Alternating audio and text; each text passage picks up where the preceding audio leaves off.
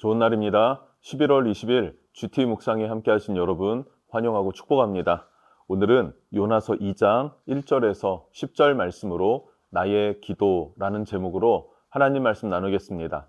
본문 말씀 함께 읽어봅니다. 제2장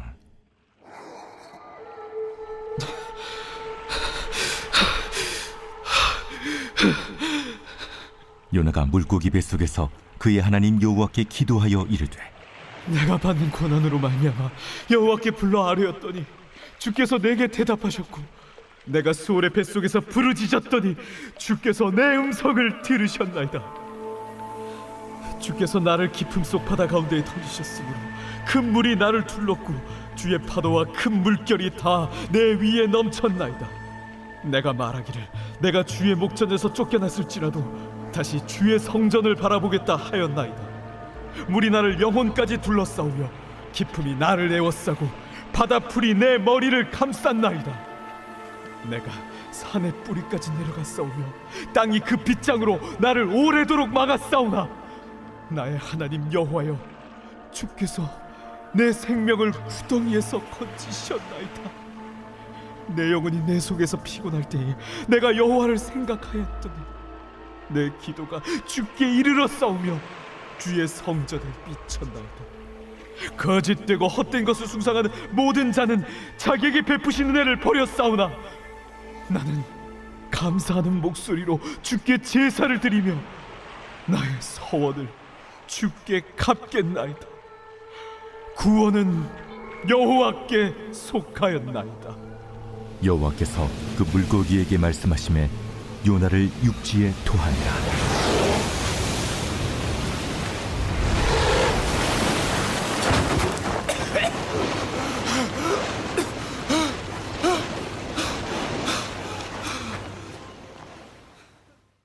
네, 오늘 말씀은 지난 1장의 마지막 구절이죠. 17절을 보면 요나가 밤낮 3일을 물고기 뱃속에 있으니라 라고 맞춰졌습니다. 그리고 오늘 2장으로 이어지죠.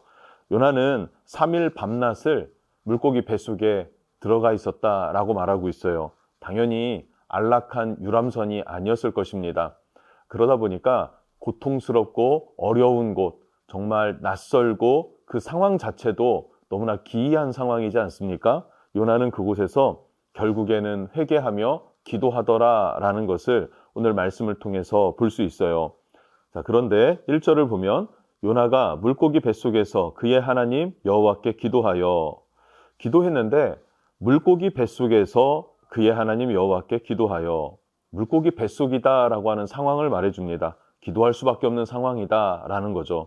2절을 보면 이르되 내가 받는 고난으로 말미암아 여호와께 불러 아뢰었더니 주께서 내게 대답하셨고, 내가 받는 고난으로 말미암아 여호와께 불러 아뢰었다.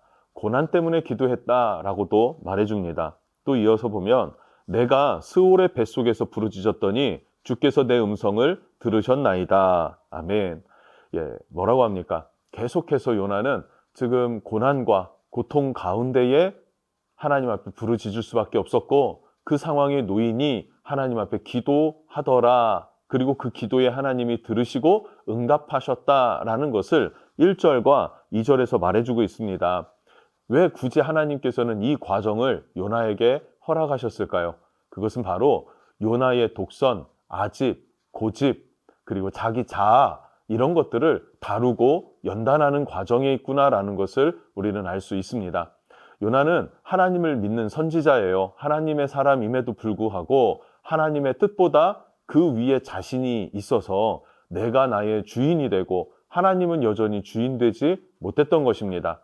그런데 그것을 내려놓도록 하나님은 훈련하고 다루는 과정에 있었으면서 또 이 요나는 당시에 이스라엘을 대표하는 그런 모습, 그런 모델과 같은 사람으로 섰다라고도 볼 수 있습니다. 즉 이스라엘이 깨닫지 못하니 요나를 통하여서 깨닫게 하시고, 또 요나는 선지자이지 않습니까? 그 선지자를 통해서 이스라엘을 깨우기를 원하는 마음, 각성하기를 원하는 마음, 그것이 바로 하나님의 마음이었다라는 것을 우리는 알 수 있죠. 또 한 가지는 요나는 정말로 고통과 두려움의 상황에서 기도하더라라는 거예요. 고난의 순기능이라고도 할 수 있을 것 같습니다.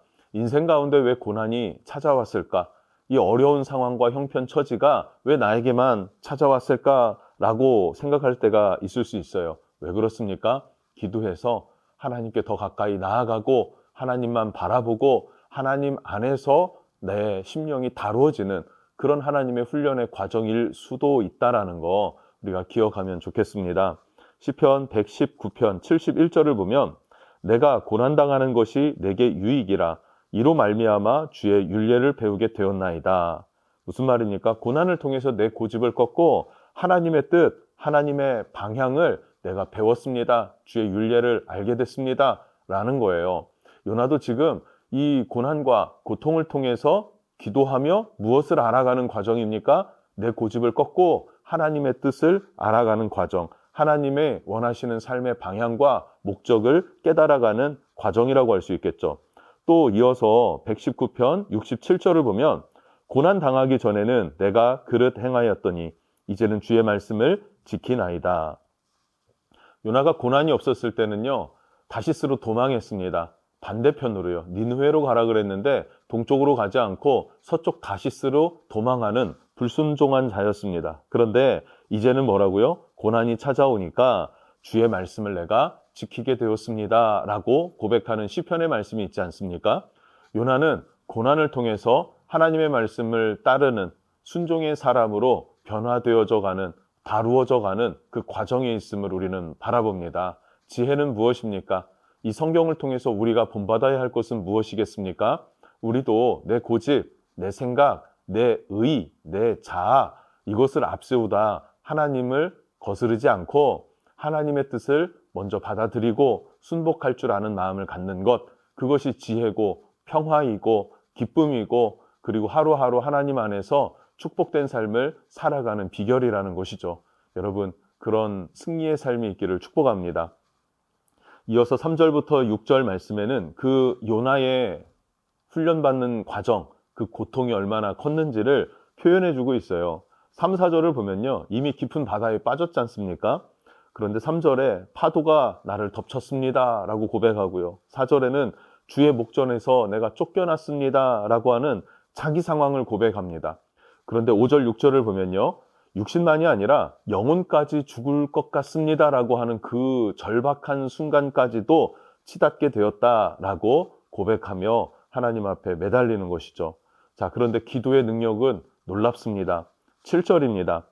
내 영혼이 내 속에서 피곤할 때에 내가 여호와를 생각하였더니 내 기도가 주께 이르렀사오며 주의 성전에 미쳤나이다. 아멘. 수올까지 떨어진 상태였는데 기도를 했더니 하나님의 성전에 오른 상태가 되었다라고 고백하고 있습니다. 어떻게 이런 상황이 됩니까? 정말 저 밑바닥 스올이라고 하는 정말 죽음의 자리까지 떨어졌는데 어떻게 하나님의 성전까지 그냥 반전하여서 올라갈 수 있는 비결, 그것이 기도의 능력이다라고 7절에 말하고 있는 것이죠. 그런데 그 기도의 능력에는 조건이 있을까요? 아니라는 거예요. 주의 얼굴을 바라고 여호와를 생각하고 마음에 두고 기도하면 되는 것입니다. 요나는 지금 어떤 사람입니까? 하나님을 떠난 배신자입니다. 불순종한 자, 죄인입니다. 그런데 그의 기도에도 하나님이 응답하셨다라는 사실이 중요하죠. 우리의 상황과 형편이 정말로 하나님 앞에 부끄러울 때가 많죠. 그럼에도 불구하고 하나님은 우리가 기도하여서 하나님 앞에 나아가기를 원하신다라는 것, 이것을 기억하고 정말로 부끄러울지라도 믿음으로 또 순전한 마음으로 하나님을 향하여 기도할 때 우리는 스올에서 하나님의 성전까지로 올라가는 놀라운 반전의 역사를 경험하게 될 것입니다. 기도하는 은혜 있기를 축복합니다. 마지막으로 8절부터 10절입니다. 8절부터 10절 말씀을 보면요, 구원의 하나님이시면서 또 용서를 베푸시는 하나님이시구나 하는 하나님의 긍휼한 마음을 우리가 볼 수 있게 되죠. 8절부터 보면요, 거짓되고 헛된 것을 숭상하는 모든 자는 자기에게 베푸신 은혜를 버렸사오나. 요나가 뭐라고 고백합니까? 나는 거짓된 사람입니다. 헛된 것을 숭배하는 사람이었습니다. 그 헛된 것이 무엇이었습니까? 내 자아, 내 경험, 내 지식, 내 고집, 내 아집으로만 살아왔었던 나를 버리겠습니다. 그리고 주님 앞에 서원을 갚겠습니다. 래요. 주의 서원, 주께 서원했던 것들을 갚겠습니다. 왜요?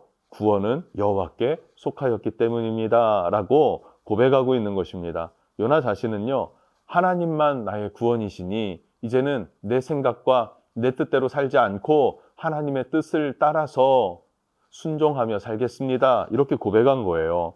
여러분, 서원을 갚겠다라고 고백하는 이 고백, 버려진 사명, 하나님께로부터 받았지만 내팽겨친 그 사명을 다시 챙겨서 내가 그 사명 감당하겠습니다라고 이야기를 합니다. 그리고 하나님만이 나의 구원이다라고 고백할 때에 어떻게 합니까? 하나님께서는 다시 한번 기회를 주시죠. 10절, 여호와께서 그 물고기에게 말씀하심에 요나를 육지에 토하니라. 와, 바다 한가운데 토해냈다면 요나는 죽었습니다.